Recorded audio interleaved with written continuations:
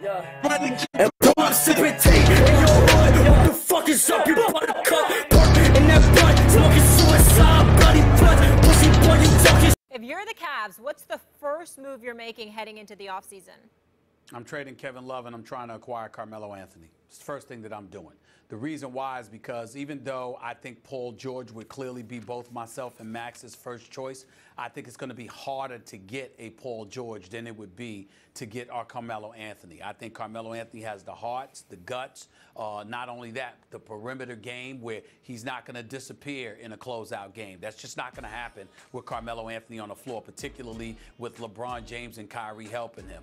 I don't know if there's enough basketballs that some could make that argument, but I'm telling you right now, nobody is going to force Carmelo Anthony to back down. Nobody's going to scare him, and no moment is going to scare him. And I think that's a very, very big deal. And because of that, I'm not hesitant. I'm going for it. It's something that I thought, if you remember, nobody was out there out front more than me speaking about how the Cavs needed to unload Kevin Love in order to get Carmelo Anthony. It was specifically for moments like we saw in Game 5, where Kyrie shows up, J.R. Smith shows up, LeBron James shows up, but then is forced to roll his eyes in utter disgust at Kevin Love because Kevin Love just didn't seem to be the guy in Game 5 that he was in Game 4 or Game 2, things along those lines. Those are not issues you're going to have with Carmelo Anthony. It's the first thing I'm doing if I'm Cleveland. I don't think they need another ISO scorer. I think what the Cavs really need is a modern big, a rim protector who can also guard out in space, who can switch onto smaller players if you need him to, who can hit the three if you want to play 5 out or post you up, like a version of that who was available last year, Al Horford, right? The ideal version of that will be what we hope Karl Anthony Towns can develop into. Golden State has something like that minus the rim protection in Draymond Green, and that's really what's made them different, you know, until Kevin Durant came and put him over the top. But those guys are really hard to find, and unless Phil Jackson is dumb enough to give you like Porzingis, who's a version of that, for Kevin Love, and you never know with the Knicks, you probably are not going to find that. So then what else could they use that's more than just ISO scoring? If you look at the history of the league, even the recent history, two-way wing players is probably the fastest way to a championship. Jordan and Pippen, LeBron and Wade. Who's like that if not Paul George, Stephen A., who may be available? Jimmy Butler. So, you know, is Jimmy Butler good enough to be the best player on a championship team? No. But the second or maybe third best player on a championship team? Yes. The question is, does he shoot it well enough from the outside? If he does that year, they could win the whole thing. Question, are you saying for the record that a team like the Cleveland Cavaliers should take Jimmy Butler ahead of a Carmelo Anthony? Any team in the league should take Jimmy Butler ahead of Carmelo Anthony. Jimmy Butler's a better player than Carmelo Anthony. Really? A better offensive player than Carmelo Anthony? No, but a better player, and he doesn't need the ball doesn't need to stop. He's clearly a better Butler. defender. He's clearly a better defender. Nobody's denying that. But the flip side to it is this. Jimmy Butler, we know, has the talent, and because he was the #1 option for the Chicago Bulls, and he averaged better than 23 a game. He has my respect, no question. I love Jimmy Butler. But in terms of offensive firepower, he is no Carmelo Anthony. And the last time I looked, I don't give a damn who it is. Nobody's stopping the Golden State Warriors. You need to outscore them. You're not stopping them. But you understand?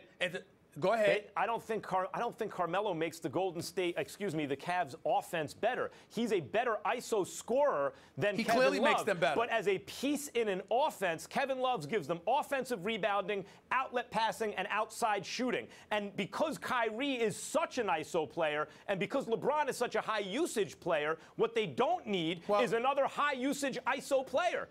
They need a complementary piece. Once again, let another level of disrespect towards Carmelo Anthony, because this is what people are assuming. They see Carmelo Anthony as the #1 option in New York, ISO ball, and they look at him in his days with George Karl in Denver, and they think that's all there is. Carmelo Anthony knows how to be unselfish. Carmelo Anthony knows how to catch and shoot. He knows how to not hold the ball for 20 seconds in order to score, and playing with LeBron James. Think about it this way. Not only is your offense more prolific, but also because not just because of both of them on the floor together, that is, it's also because when he goes to the bench, you still have two scorers on the floor who can do their own thing in a Kyrie or Melo. So the consistency with which their offense would flow is certainly something that Carmelo Anthony could absolutely positively facilitate. And not only that, for that, he's also not unselfish because when he performs when he's performed in Olympic competition, certainly not to compare the two, I'm talking about the unselfishness when you have teammates that you can trust will get it done. Carmelo Anthony has been underappreciated. I'm telling you. When he was in the Olympics, he was the primary scoring option used by LeBron James on that team. It's not that he was the best player, but he was the scoring star when LeBron used him that way. He fit in very well, I agree. But now you have yet another defensive weakness on the team. Even if he turns into much less of an ISO player and can fit in the offense, he does rebound the ball and doesn't do not the outlet passer that Kevin Love is or the offensive rebounder or the outside shooter. But he's a better overall scoring. He's a better overall scoring presence. But even then, defensively, you still haven't addressed your weakness here. Jimmy Butler gives you a lot of scoring. Jimmy Butler is clearly a better defender. Hold on. Jimmy Butler's a better defender. Paul George is a better defender. I get that. I am conceding. No one is stopping Golden State. So you have to, so they outscored, they averaged 121.6, and the Cleveland had some defenders on there. It doesn't matter. They're going to score against anybody. But hold on, Max, but let me tell you the difference. Let me put it to you plain and simple.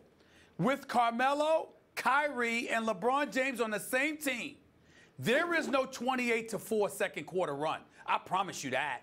There is no 28-4 second quarter run. I promise you that. I think your logic breaks apart. I don't follow it because the Cavs had an all-time great offense. The difference in these wait a minute. The difference in these two clubs was not that Golden State's offense was so much better than the Cavs. The difference was they both had great offenses and only one had an excellent defense, and that was Golden State. So you want to just try to outscore Golden State? You're still going to lose. You must address your defense. Yeah.